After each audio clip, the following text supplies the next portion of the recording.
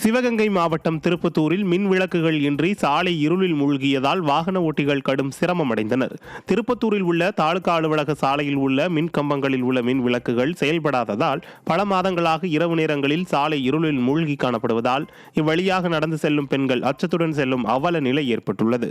மேலும் இந்த சாலையில் உள்ள வேக தடைகள், குடிநீர் குழாய் பதிப்பதற்காக தோண்டப்பட்ட பள்ளங்களால் விபத்து ஏற்படும் அபாயம் இருப்பதாக வாகன ஓட்டிகள் குற்றம் சாட்டியுள்ளனர். எனவே விடியா திமுக அரசு சாலை மற்றும் மின் கம்பங்களை சீர் செய்ய வேண்டும் என அப்பகுதியினர் வலியுறுத்தியுள்ளனர்.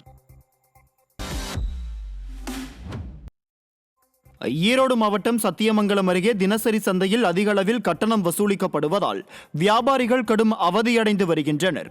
புஞ்சை புளியம்பட்டி புதிய தினசரி சந்தையில் நாள் ஒன்றுக்கு 120 ரூபாய் கட்டணமாக நகராட்சி நிர்வாகம் வசூலித்து வருகிறது. பழைய சந்தையில் 20 ரூபாய் வசூலிக்கப்பட்ட நிலையில் தற்போது 120 ரூபாய் வசூலிக்கப்படுவதால் பெரும் நஷ்டம் ஏற்படுவதாக வியாபாரிகள் வேதனை தெரிவித்துள்ளனர். விடியா திமுக அரசின் நகராட்சி நிர்வாகம் தினசரி சந்தைகளுக்கான கட்டணத்தை குறைக்க வேண்டும் என கோரிக்கை விடுத்துள்ளனர். அங்கே வந்து தினமும் 20 ரூபா சுங்கம் கொடுத்துட்டு இருந்தோம். இன்னைக்கு வந்து 120 ரூபா சுங்கம் கேட்குறாங்க ஒரு கடைக்கு. ஆனால் ஒரு சில கடைகளில் வந்து அந்த 120 ரூபாய்க்கு இன்னும் வியாபாரம் ஆகலைங்க. அதுதான் உண்மை. ஒரு சில கடைகளில் வியாபாரம் ஆகிற கடை இருக்குங்க. ஆனால் ஒரு சில கடைகளெல்லாம் வியாபாரமே சுத்தமாக கிடையாதுங்க. சென்னை வளசரவாக்கத்தில் கடன் பிரச்சனையால் விடியா திமுக நிர்வாகி தூக்கிட்டு தற்கொலை செய்து கொண்டுள்ளார். மதுரவாயில் தெற்கு பகுதி விடியா திமுக வட்ட நிர்வாகியாக இருந்த தாமு என்கிற சுரேஷ்குமார் ஆட்டோ ஓட்டுநராக வேலை பார்த்து வந்துள்ளார்.